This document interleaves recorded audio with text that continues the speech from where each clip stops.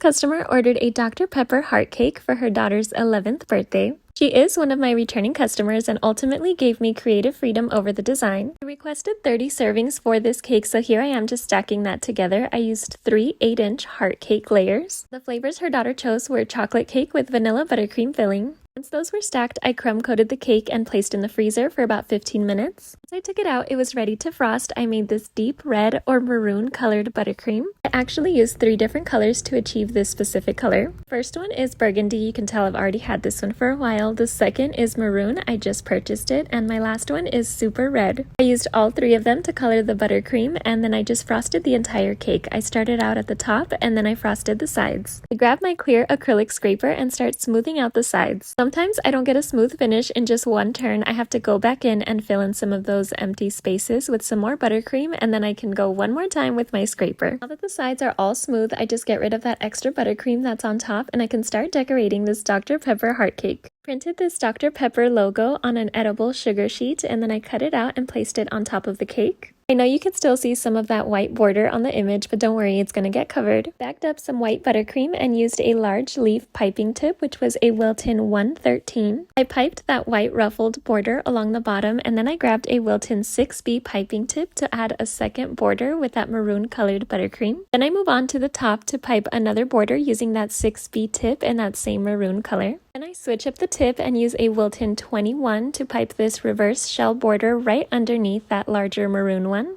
Next, I'm going to move on to the piping that's on the sides of the cake, but since this one is a little bit taller and I have such a large space to work with, I'm going to measure out the spacing in between the ruffles just to make sure that they're not crooked or lopsided. After measuring and marking the cake, I grabbed that same large leaf piping tip, which is Wilton 113, and I piped these ruffled swoops along the sides. I add one final border to the bottom using Wilton 21 tip, and I do this in a maroon color. And using that same tip and same colored buttercream, I add another border right above those large ruffled swoops that are on the side of the cake. And finally, I just pipe these little drops that come down in between every one of those ruffles. I usually do one large one, but this time I did 2 smaller ones. So far the sides looked great, but the top was missing a little something. I grabbed that 21 tip in white buttercream and piped the second smaller border inside of the larger one. She told me that her daughter was turning 11 and my daughter is very close to that age, so I just know she's an absolute little queen. Thought it would be super cute to add this little silver crown to the top corner. Also decided to add these matching maroon or burgundy colored bows to the sides where the ruffles are. I actually took a chance by ordering this ribbon on my Walmart order without knowing the exact shade, but when it got here, it worked perfectly. And last, I decided to add lots of glitter. I grabbed my edible glitter spray and placed it all over. Here's what the cake looked like. I hope you guys like this one.